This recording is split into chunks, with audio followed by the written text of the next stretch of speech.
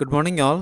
നമ്മൾ ഇന്ന് ഡിസ്കസ് ചെയ്യുന്നത് ട്രാൻസിസ്റ്റർ ലോഡ് ലൈൻ എന്താണ്, ഓപ്പറേറ്റിംഗ് പോയിന്റ് എന്താണ്, അതേപോലെ തന്നെ ട്രാൻസിസ്റ്ററിനെ ബയാസ് ചെയ്യുന്നതിൻ്റെ ഉദ്ദേശം എന്താണ്. ഈ മൂന്നെണ്ണമാണ് നമ്മൾ ഇന്ന് ഡിസ്കസ് ചെയ്യുന്നത്. ഫസ്റ്റ് നമുക്ക് ട്രാൻസിസ്റ്ററിൻ്റെ ലോഡ് ലൈൻ എന്താണെന്ന് നമുക്ക് നോക്കാം. ഇപ്പോൾ ട്രാൻസിസ്റ്ററിൻ്റെ ലോഡ് ലൈൻ എന്ന് വെച്ച് കഴിഞ്ഞാൽ നമ്മൾ ഇൻപുട്ട് കൊടുക്കാതെ, അതായത് നമ്മളിവിടെ ഒരു AC സിഗ്നൽ കൊടുക്കുമായിരുന്നു അല്ലേ, അല്ലെങ്കിൽ ഒരു ഇൻപുട്ട് നമ്മൾ കൊടുക്കുമായിരുന്നു. ആ ഇൻപുട്ട് റിമൂവ് ചെയ്തതിന് ശേഷം നമ്മൾ കണ്ടുപിടിക്കുന്നതാണ് ഈ ട്രാൻസിസ്റ്ററിൻ്റെ ലോഡ് ലൈൻ എന്ന് പറയുന്നത്. ഓക്കെ, അപ്പോൾ ഇൻപുട്ട് നമ്മൾ റിമൂവ് ചെയ്ത് സിഗ്നൽസ് ഒന്നും നമ്മൾ അപ്ലൈ ചെയ്തിട്ടില്ല. അങ്ങനെയാണെന്നുണ്ടെങ്കിൽ ഔട്ട്പുട്ടിൻ്റെ ഇക്വേഷൻ എന്ന് പറയുന്നത് എന്താവും? അതായത് ഇവിടെ നമുക്ക് തുടങ്ങാം മൈനസ് പ്ലസ്, അപ്പം VCC മൈനസ് പ്ലസ് പ്ലസ് ഇതുവഴി ഒഴുകുന്ന കറണ്ട് എന്താണ്? IC കറണ്ട് അല്ലേ, അപ്പോൾ IC into RC, then plus minus, അപ്പം മൈനസ് VCE ഈക്വൽ ടു 0. ഞാൻ പറഞ്ഞത് മനസ്സിലായി തോന്നുന്നു. അതായത് നമ്മൾ രണ്ടാമത്തെ സൈൻ വെച്ച് നമ്മൾ പറഞ്ഞു, അപ്പം നമുക്ക് എന്താ ഇക്വേഷൻ നമുക്ക് കിട്ടിയില്ലേ. അപ്പം ഇതിൽ നമുക്ക് എന്ത് കിട്ടി? VCE is equal to VCC minus ICRC എന്ന് എഴുതാൻ പറ്റത്തില്ലേ? അതെങ്ങനെ ഒന്നുകൂടെ ഞാൻ പറയാം. അതായത് മൈനസ് പ്ലസ്, അപ്പം VCE, അപ്പം plus VCE, then plus minus, അപ്പം minus ICRC minus VCC equal to 0. അപ്പോൾ മൈനസ് ICRC ആണ്, മൈനസ് VCC ആണ്. അപ്പം അത് അപ്പുറത്ത് വരുമ്പോഴത്തേക്ക് എന്ത് വരും? പ്ലസ് വരും ഇല്ലേ. അപ്പോൾ VCE ഈസ് ഈക്വൽ ടു എന്ത് കിട്ടി? VCC മൈനസ് ICRC എന്ന് കിട്ടി. ഓക്കെ, അതായത് VCE minus ICRC minus VCC equal to 0 എന്ന് കിട്ടി.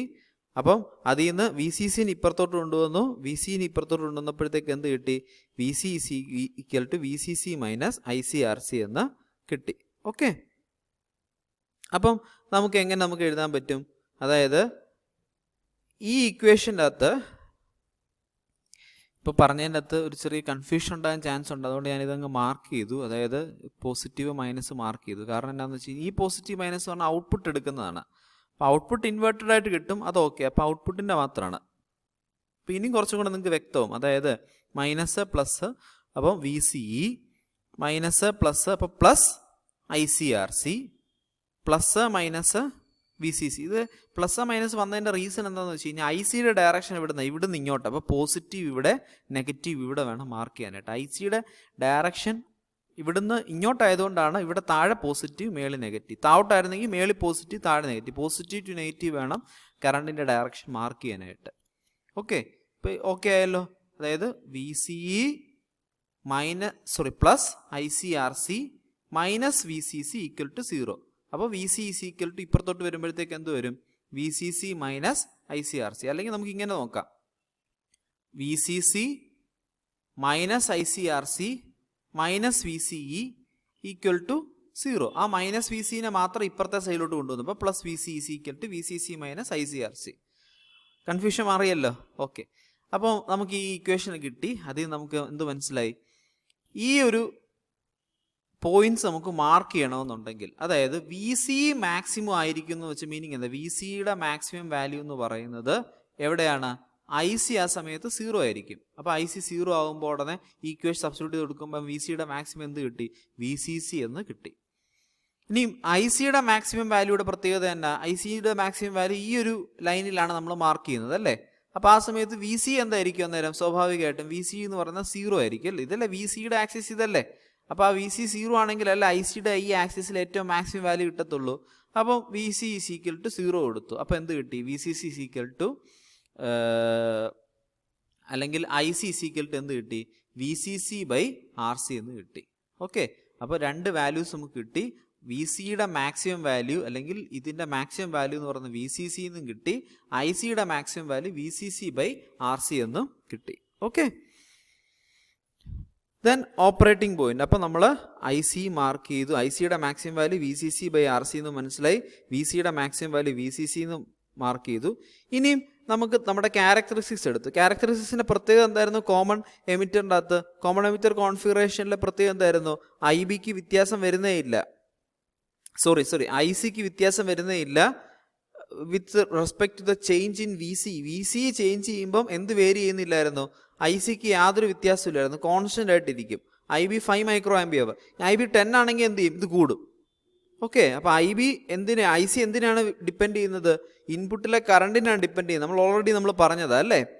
അപ്പം ആ ഒരു ഇതിന് കുറുകെ വരുന്ന ഈ ഒരു പോയിന്റിനെ വിളിക്കുന്ന പേരാണ് ക്യൂ പോയിന്റ് എന്ന് പറയുന്നത്. മനസ്സിലായോ? ഈ ഒരു പോയിന്റാണ് ക്യൂ പോയിന്റ്. ഇതിന് നേർക്കുള്ള ഈ വി സിയുടെ വാല്യൂവിന് വി സി ക്യൂ എന്നും ഇതിന് നേർക്കുള്ള ഐ സിയുടെ വാല്യൂവിന് ഐ സി ക്യൂ എന്നുമാണ് പറയുന്നത്. ഓക്കെ, ഓപ്പറേറ്റിംഗ് പോയിന്റിന്റെ പ്രത്യേകത എന്താണ്? ഓപ്പറേറ്റിംഗ് പോയിന്റിന്റെ പ്രത്യേകത എന്താണെന്ന് വെച്ച് കഴിഞ്ഞാൽ ഈ പോയിന്റിലാണ് ഈ ലോഡ് ലൈനും ക്യാരക്ടറിസ്റ്റിക്സും എന്ത് ചെയ്യുന്നത്? ഇന്റർസെക്റ്റ് ചെയ്യുന്നത്. അപ്പോൾ ഈ ഒരു പോയിന്റിൽ എന്ന് പറയുന്നത് സീറോ സിഗ്നൽ കണ്ടീഷനിലുള്ള അതിൻ്റെ സ്റ്റേറ്റ്സ് ആണ്. അതിൻ്റെ ഐ സി വാല്യൂയും അതുപോലെ തന്നെ അതിൻ്റെ വി സി വാല്യൂ നമുക്ക് മനസ്സിലാക്കാനായിട്ട് പറ്റും. ഈ ഒരു ക്യൂ പോയിന്റ് എന്താ പറയുന്നത് കറക്റ്റ് ആണെന്നുണ്ടെങ്കിൽ, ക്യൂ പോയിന്റ് കറക്റ്റ് ആണെന്നുണ്ടെങ്കിൽ മാത്രമേ നമുക്ക് സിഗ്നലിനെ ആംപ്ലിഫൈ ചെയ്യാനായിട്ട് സാധിക്കത്തുള്ളൂ. അപ്പോൾ ട്രാൻസിസ്റ്ററിനെ നമ്മൾ ബയാസ് ചെയ്യുന്നു. ബയാസ് ചെയ്യാന്ന് വെച്ച് കഴിഞ്ഞാൽ ബയാസിങ് നമ്മൾക്കറിയാം, ഫോർവേഡ് ബയാസിങ്, റിവേഴ്സ് ബയാസിങ് എന്തായിരുന്നു? പ്രോപ്പർ ആയിട്ടുള്ള ഡി സി വോൾട്ടേജസ് നമ്മൾ കൊടുക്കുന്നു.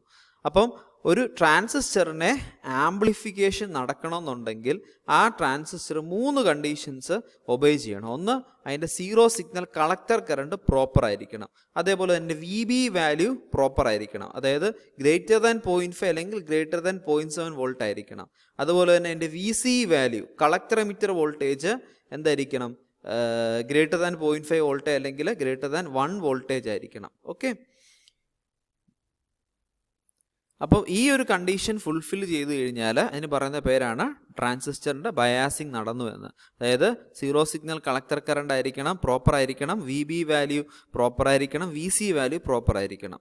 ഇത് ഇത്രയും ഉണ്ടെന്നുണ്ടെങ്കിൽ ട്രാൻസിസ്റ്ററിനെ ബയാസ് ചെയ്യാമെന്ന് നമുക്ക് പറയാൻ പറ്റും. ഓക്കെ, അല്ലെങ്കിൽ ട്രാൻസിസ്റ്ററിന് ഫെയ്ത്ത്ഫുൾ ആംപ്ലിഫിക്കേഷൻ. എന്താ ഫെയ്ത്ത്ഫുൾ ആംപ്ലിഫിക്കേഷൻ എന്ന് പറയുന്നത്? നമ്മളൊരു സിഗ്നൽ കൊടുത്തു, അതേപോലെ റെപ്ലിക്കേറ്റ് ആയിട്ടുള്ള സിഗ്നൽ വേണം ഔട്ട്പുട്ട് വരാനായിട്ട്, അല്ലേ? അല്ലാതെ അതിൻ്റെ പോസിറ്റീവ് ഭാഗം ക്ലിപ്പ് ചെയ്ത് പോയി കഴിഞ്ഞാലോ നെഗറ്റീവ് ഭാഗത്തിലെ കുറച്ച് ഭാഗം ക്ലിപ്പ് ചെയ്ത് പോയി കഴിഞ്ഞാലോ നമുക്ക് ഔട്ട്പുട്ട് കിട്ടുമോ? ഔട്ട്പുട്ട് ഫെയ്ത്ത്ഫുൾ ആംപ്ലിഫിക്കേഷൻ അല്ല, അവിടെ ഔട്ട്പുട്ടിന് വ്യത്യാസം വരുന്നുണ്ട്. ഓക്കെ, അപ്പോൾ ഇതാണ് പറയുന്നത് ട്രാൻസിസ്റ്റർ ബയാസിങ് എന്ന് പറയുന്നത്. ഓക്കെ, അപ്പോൾ ഇതിനു വേണ്ടി നമ്മൾ ചെയ്യുന്ന കാര്യങ്ങളാണ് ട്രാൻസിസ്റ്റർ ബയാസിങ്ങിൻ്റെ അകത്ത് ഉള്ളത്. അപ്പോൾ സ്റ്റെബിലൈസേഷൻ എന്ന് പറയുന്നത് ട്രാൻസിസ്റ്ററിൻ്റെ ഓപ്പറേറ്റിംഗ് പോയിന്റിനെ ടെമ്പറേച്ചർ ചേഞ്ചസിനും അതുപോലെ ട്രാൻസിസ്റ്റർ പാരാമീറ്റേഴ്സിൻ്റെ ഇതിൽ നിന്നും ഇൻഡിപെൻഡൻ്റ് ആക്കി വെക്കുക. അതായത് ഐ സിനെ ടെമ്പറേച്ചർ ഡിപ്പെൻഡ് ചെയ്യുന്നുണ്ട്. അതുപോലെ തന്നെ ഓരോ ട്രാൻസിസ്റ്റർ മാറുമ്പോൾ ഉടനെ അവിടെ വ്യത്യാസം വരുന്നുണ്ട്.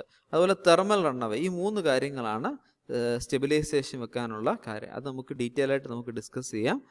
എന്താണ് സ്റ്റെബിലൈസേഷൻ, അല്ലെങ്കിൽ ഈ ഒരു 3 പാർട്ട് എന്താണെന്നുള്ളത് നമുക്ക് ഡീറ്റെയിൽ ആയിട്ട് തന്നെ നമുക്ക് ഡിസ്കസ് ചെയ്യണം. അപ്പം ഇത്ര ഓർത്ത് വെക്കുക. എന്താണ് ഓപ്പറേറ്റിംഗ് പോയിന്റ്? എന്തായിരുന്നു ഓപ്പറേറ്റിംഗ് പോയിന്റ് എന്ന് പറയുന്നത്?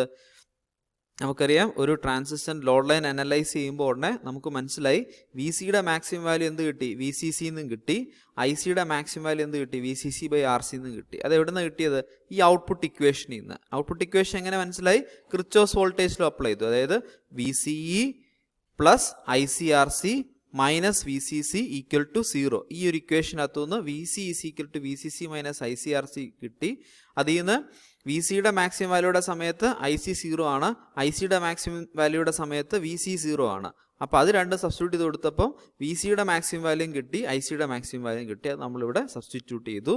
ദെൻ ആ ഒരു ക്യാരക്ടറിസ്റ്റിക്സിൽ ഈ ഒരു ലോഡ് ലൈൻ ചെന്ന് ഇൻ്റർസെക്റ്റ് ചെയ്യുന്ന ഒരു പോയിന്റ് പറയുന്ന പേരാണ് ക്യൂ പോയിന്റ്. അപ്പോൾ ഈ ക്യൂ പോയിന്റ് പ്രോപ്പർ ആണെങ്കിൽ മാത്രമേ ട്രാൻസിസ്റ്റർ ഫെയ്ത്ത്ഫുൾ ആംപ്ലിഫിക്കേഷൻ പ്രൊവൈഡ് ചെയ്യത്തുള്ളൂ. അല്ലെങ്കിൽ അതിൻ്റെ പോസിറ്റീവ് ഭാഗം ക്ലിപ്പ് ചെയ്ത് പോകാനും നെഗറ്റീവ് ഭാഗം ക്ലിപ്പ് ചെയ്ത് പോകാനും ഒക്കെ ചാൻസ് ഉണ്ട്. ഓക്കെ, അപ്പം ഇതിന് പറയുന്ന പേരാണ് ക്യൂസൻ പോയിന്റ്. ദെൻ ട്രാൻസിസ്റ്റർ ബയാസ് ചെയ്യാന്ന് വെച്ച് കഴിഞ്ഞാൽ 3 കാര്യങ്ങൾ നമ്മൾ പ്രോപ്പർ ആക്കി വെക്കുക. ഒന്ന്, അതിൻ്റെ കളക്ടർ കറണ്ടിനെ പ്രോപ്പർ ആക്കി വെക്കുക. സീറോ സിഗ്നൽ, അതായത് ഇൻപുട്ട് ഒന്നും കൊടുക്കാത്ത സമയത്തെ, ഇത് ഡി സി മാത്രം കൊടുക്കുന്ന സമയത്തെ കളക്ടർ കറണ്ടിനെ പ്രോപ്പർ ആക്കി വെക്കുക. വി ബി വാല്യൂ പ്രോപ്പർ ആക്കി വെക്കുക. വി സി വാല്യൂ പ്രോപ്പർ ആക്കി വെക്കുക. എന്ന് വെച്ച് കഴിഞ്ഞാൽ നമ്മൾ സാധാരണ സിലിക്കൺ ട്രാൻസിസ്റ്ററാണ് യൂസ് ചെയ്യുന്നത്. അതായത് വി ബി ഗ്രേറ്റർ ദാൻ 0.7 വോൾട്ടും വി സി ഗ്രേറ്റർ ദാൻ 1 വോൾട്ടും ആക്കി വെക്കുക. Okay, then stabilisation. ഈ 3 കാര്യങ്ങൾ കാരണമാണ് സ്റ്റെബിലൈസേഷൻ നമ്മൾ വേണമെന്ന് പറയുന്നത്. ഒന്ന്, ഈ ട്രാൻസിസ്റ്ററുകളൊക്കെ ടെമ്പറേച്ചറിനെ ഡിപ്പെൻഡ് ചെയ്യും. നമ്മൾ ബയാസ് ചെയ്തില്ല എന്നുണ്ടെങ്കിൽ ട്രാൻസിസ്റ്റർ ടെമ്പറേച്ചറിനെ ഡിപ്പെൻഡ് ചെയ്യും. അതായത് ആദ്യകാലത്തൊക്കെ റേഡിയോയുടെ പ്രത്യേകത എന്ന് വെച്ച് കഴിഞ്ഞാൽ അവിടെ ബയാസിംഗ് ഒന്നും യൂസ് ചെയ്തില്ലായിരുന്നെങ്കിൽ അതായത് രാവിലെ നമ്മൾ റേഡിയോയ്ക്കകത്ത് കേൾക്കുന്ന പ്രോഗ്രാമിൻ്റെ ക്വാളിറ്റി കാണത്തില്ല ഉച്ചയ്ക്ക് കേൾക്കുന്ന പ്രോഗ്രാമിൻ്റെ ക്വാളിറ്റി. ഓക്കെ, അപ്പോൾ അതെങ്ങനെ വ്യത്യാസം വരാൻ ചാൻസ് ഉണ്ട്. അതാണ് ടെമ്പറേച്ചർ ഡിപ്പെൻഡൻസ് വെച്ച്. ഇൻഡിവിജ്വൽ വേരിയേഷൻ വെച്ച് കഴിഞ്ഞാൽ നിങ്ങളുടെ ട്രാൻസിസ്റ്റർ കേടായി എന്ന് വിചാരിക്കുക, നിങ്ങളുടെ കയ്യിൽ ഒരു എക്സ്ട്രാ ട്രാൻസിസ്റ്റർ ഉണ്ട്, അത് നിങ്ങൾ കൊണ്ട് ഇത് വർക്ക് ചെയ്യിപ്പിക്കാന്ന് വെച്ച് കഴിഞ്ഞാൽ അതിൻ്റെ പെർഫോമൻസിൽ വ്യത്യാസം വരുന്നു. അതായത് മുമ്പുണ്ടായിരുന്ന അതേ പെർഫോമൻസ് വരുന്നില്ല.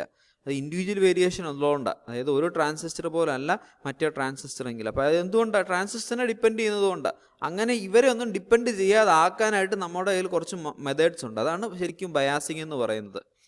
മനസ്സിലാകുന്നുണ്ടോ? അതായത് ട്രാൻസിസ്റ്ററിനെയോ ടെമ്പറേച്ചറിനെയോ ഒന്നും ഡിപ്പെൻഡ് ചെയ്യാതെ വേറൊരു രീതിയിൽ നമ്മൾ ഇതിനെ കണ്ടീഷൻ ചെയ്തെടുക്കാൻ പോവുക. അതായത് മറ്റുള്ള കാര്യങ്ങളൊന്നും അതിനെ ഡിപ്പെൻഡ് ചെയ്യാത്തുള്ള രീതിയിൽ നമ്മൾ അതിനെ കണ്ടീഷൻ ചെയ്യാൻ പോവുക. അതാണ് ശരിക്കും ബയാസിങ്.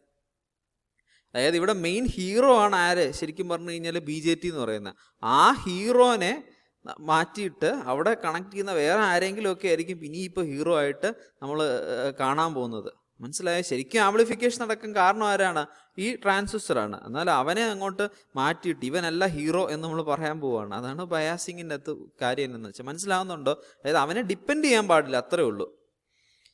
മനസ്സിലായോ? ആംപ്ലിഫിക്കേഷൻ നടത്തണം, അതൊക്കെ സത്യമാണ്. പക്ഷേ ഇവൻ്റെ പ്രശ്നം എന്താണെന്ന് വെച്ച് കഴിഞ്ഞാൽ ഇവർ മാറുന്നതിനനുസരിച്ച് എന്തോ മാറാൻ ചാൻസ് ഉണ്ട്, ഇതിവിടെ വ്യത്യാസം വരാൻ ചാൻസ് ഉണ്ട്. അതുകൊണ്ട് ഇവരെ മൊത്തത്തിൽ ഡിപ്പെൻഡ് ചെയ്യാൻ പാടില്ല, അത്രേ ഉള്ളൂ. അതായത് ഒരു ട്രാൻസിസ്റ്റർ മാറ്റി വേറെ ട്രാൻസിസ്റ്റർ വെച്ചാലും പെർഫോമൻസിൽ വ്യത്യാസം വരാൻ പാടില്ല.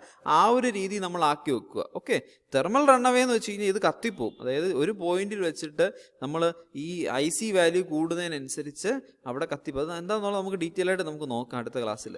ഓക്കെ, അപ്പം that's all. So stay happy. We will discuss more about this stabilization in the next class. So thank you.